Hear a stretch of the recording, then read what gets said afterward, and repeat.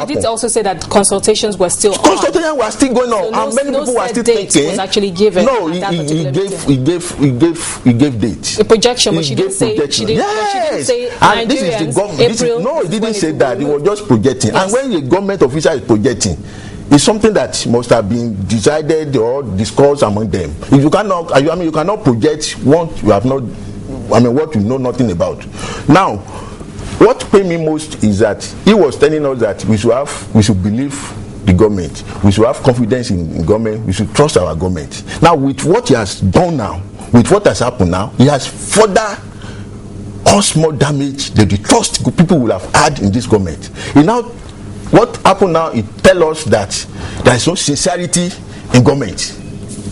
There's no sincerity in government. Okay, because many of us will have thought that maybe we will have given consultation is still going on. How many consultations have they made? How many stakeholders have they called into place? Even the marketer, people like us will have expected that they will call to educate them that when they said in 2 weeks' time you are going to bring the price of fuel down, you must bring it down based on international price. Right now, no education to these people. Everybody just doing what he or she like. Go to any filling station now, you see long queue. Okay, let's look at the federal government's argument. While it is good, or that according to the federal government, that it will save trillions, perhaps between 1 and 2 trillion naira every year, we do need to save money. And of course, safety nets. The argument from every other quarter against the federal government is that why you want to remove this fuel subsidy, save all this money. This and that has to be in place. I remember at that same meeting also, one of the participants there did say that the federal government has to subsidize of transportation to ensure that Nigerians will still pay the same amount of money on transportation they're paying now, even after the removal of fuel subsidy. And I saw some notes from the top federal government officials there saying, we will do that. So I guess their argument is that, we need to remove it on one hand, and on the other hand, we will provide safety net. So is your argument the fact that this removal of fuel subsidy has been removed, and at the same time, that balancing act is not there? There's no cushioning effect at the same time? You see, the provision the federal government or projected revenue the federal government is likely to get if first subsidy is removed, which is 1 point something trillion, as you mentioned earlier. You see, we should know from experience that Nigeria is not our government is not good in money allocation. We have excess crude oil. And this thing has been on for more than 10 years. What happened to that particular fund being shared, apart from the normal federal allocation that are given to local government, federal government, state government? What happened to those funds? What have we seen using that money to do? What have we seen? Nothing. It's still going. The same allocation is still going to be given to the state government that cannot perform, to the local government that cannot perform, to the federal government. Now you want Nigerians to now suffer again because we want to develop our railway, we want to have good roads.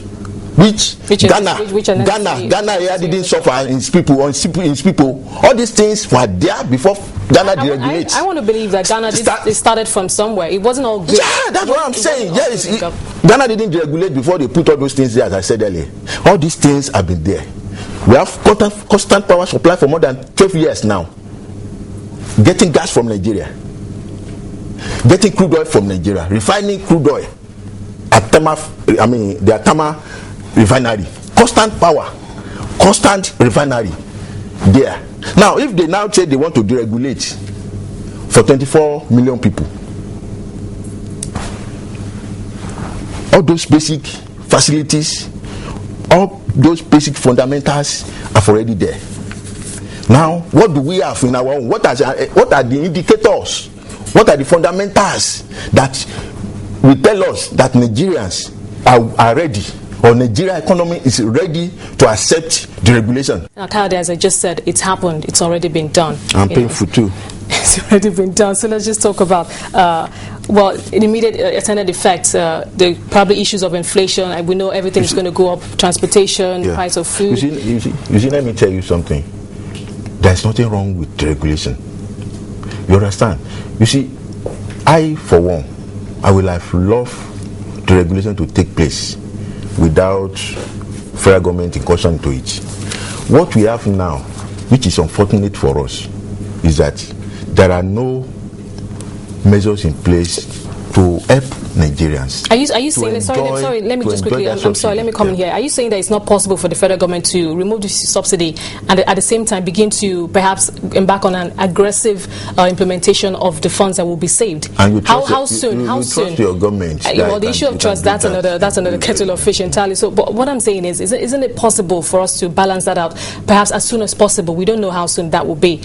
Remove the fuel subsidy and then almost immediately, begin to embark on this. How soon can we save this? I don't know, 1 point, but that will be saved in a year. But I want to imagine perhaps in the next few weeks, can't we save enough money from this not subsidizing, to start to do something? In reference to safety nets. I will answer your question, but let me just tell you something. You see, Nigerians for a very long time we've relied so much on international support that we are looking for investors to come and invest in Nigeria.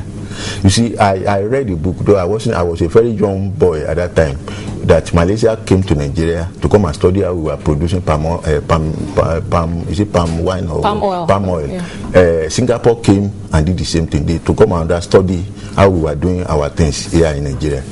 I have not read it anywhere as I am a grown-up man to see when government sends somebody to US, to Singapore, that they have even came to us. I think we did go to Malaysia for the microfinance bank model. That didn't exactly work out. Sense. There we are talking about manufacturing activities. I have not seen it already somewhere that Nigeria sends some people to US, to Japan, and that was how Japan developed. To send them to those developed countries to go and study how they are doing these things. But unfortunately in Nigeria, we are waiting. Now, we want to inconvenience Nigerians. For investors from Japan, from South Korea, from Germany to come and help us develop our economy. So isn't it when we have extra money to develop our critical infrastructure that will encourage more foreign direct investment? We are budgeting almost 4 trillion every year. So are you telling me that all the money we are budgeting in a year, we don't use it for anything rather than to pay salary and allowances for our politicians? I think one other issue we should look at is the fact that this present administration, like some other administrations across other economies, inherited a lot of bad situation, bad policies, or bad state of affairs economic-wise. Just like President Obama is struggling in the U.S. from all that he inherited from the Bush administration, huge debts, and all of that. So I guess at this point, shouldn't we be looking at how we can at least manage the situation that we have ourselves in? Because I remember the general consensus at that town hall meeting was the fact that government has not been a good manager of things, especially the refineries and the NNPC and all of that. Yes, they agree. Government has failed.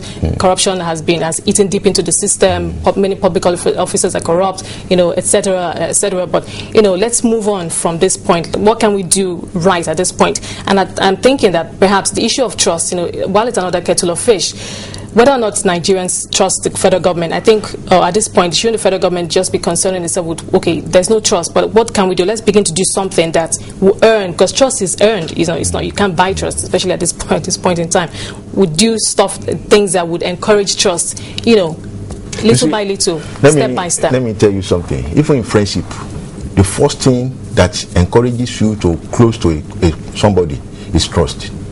Right now, Nigeria has lost confidence in this government.